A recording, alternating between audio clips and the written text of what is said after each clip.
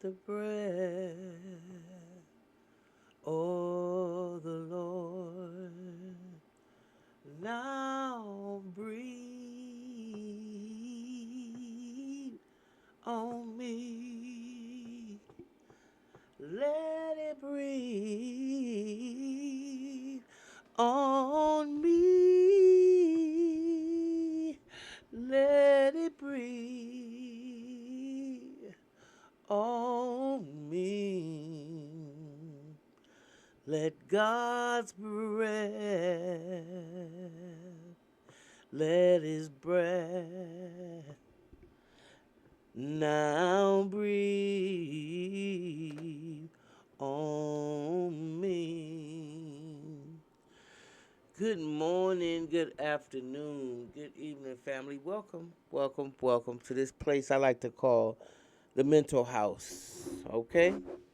With me, your host, Khadija. Whatever side of the diaspora that you're on, let me welcome you, welcome you, welcome you. The first thing I want to do, though, before I get started with this story, is I want to continue to send my prayers out, and I encourage you to pray uh, for Sheena, and that is the mother of Sade Robinson. I want to keep them and that family in our prayers, because I don't wish that on any mother and any mother or father, any parent out there. I don't wish that on any parent. Okay? And to just see her, all you see is pain. And it is such a sad thing that when you see her, all you want to do is break out and cry. Even if you don't even know if you didn't know the circumstances, you could feel her aura and her energy as being sad. And if you was to pass her on the street, you would be, my God, that lady looks so sad. Okay, and now that's about the size of it. So I'm gonna continue to ask y'all to pray for that family, pray for the uncles, the cousins, and the nieces, because they going through it still. And not only that, as y'all know, the trial was supposed to start last month. It did not start, and now they postponing it to I think around Memorial Day, if I'm not mistaken, right around that time. Um, maybe a little before, a little after.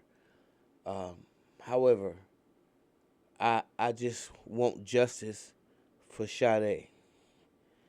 I want justice for Sade. Because from the way this case is looking, they are going to have to either, when the police need your place or something like that. That all comes up under that eminent domain and thing and stuff. And so they're the people that bought that house. They claim they weren't. They claim that they were not aware of what happened, and so now I'm hearing that someone is living in there because I remember when it was sold. So now they have a family that lived in there, and the owner of the house did not know that that house was contaminated and a den of evil. So if the police have to go back in there because again they found all kinds of random stuff in between the rafters, um, clothes, women items, IDs of women, and all types of shit. Excuse my language, but that house may have to be demolished. It may need to be demolished.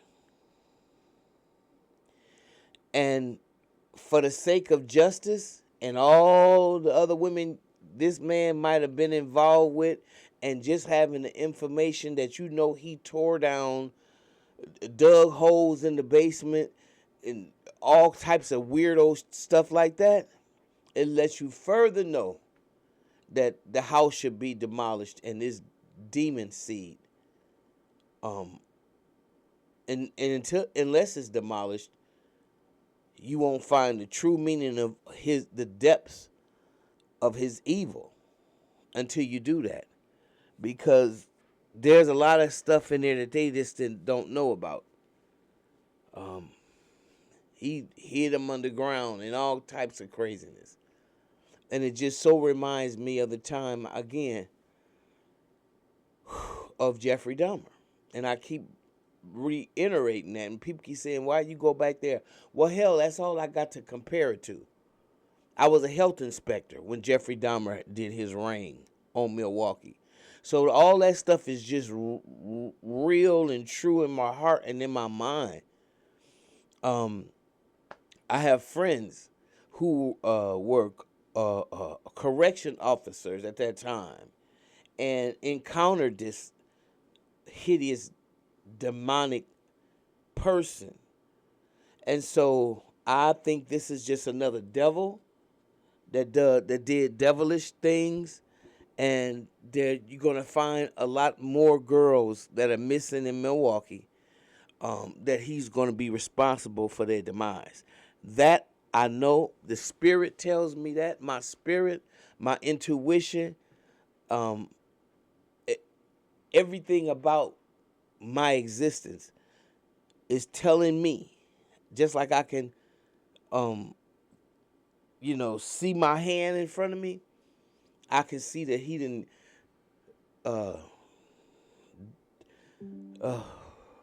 just did away with a lot of other girls, and they're in that house, and they're buried, or parts of them. So I think the people that live there now, they should be, I wouldn't even want to stay there, if you ask me. If I knew that I was in a place where a person had committed all that stuff, and I wouldn't want to stay there unless I like that kind of energy around me. Okay, what say you? What say you? Because that's how I feel about it, and I want to know what y'all think, because just pray for that family. Just pray for them. They had to get through the first Christmas without her, first Thanksgiving, first New Year's. And I just want you to know, Sister Sheena, we out here and we covering you. We are covering you in the spirit of your ancestors. We are covering you. And you may not know of all, you may not know none of us. But we want you to know that there's some people out there that's praying for y'all. Because living with beasts makes things just so horrible. And until we understand that, we always gonna just be, confused by the stuff that they do. But you know what you living with? I don't care what everybody say about, oh, no, that's a racist way of looking at things. Okay. God made a bunch of snakes. A bunch of them. Different species. Some of them are poisonous. And they'll bite you for no reason. And shoot poison all up your body. They don't know why they do it. But that's what they do. That's who they be. And then you got some snakes. Like I used to see them when I used to sit out in my backyard. Little grass snakes. And they don't hurt you. They don't bite you. They might stick their little tongues out. But there's no harm in them. Okay? So I'm not going to approach every snake like a garden snake. I'm going to approach every snake like you the one with the deadliest poison. And then I'll work my way down to safety. And for anybody that don't understand that, I don't give a damn what you think and what you say. Because this is what God loves. See, I don't have no mixed emotions, okay? Unnatural responses. And this is a real response to some real evil, okay? And I'm not going to try to sugarcoat it. Because this is the second time something that I know of, and something like this done happened in this town. One of them was eating the damn people, and now this freak right here is cutting off their body parts. You go figure. You got another name for him? I'm done. I'm going to see you in the next video.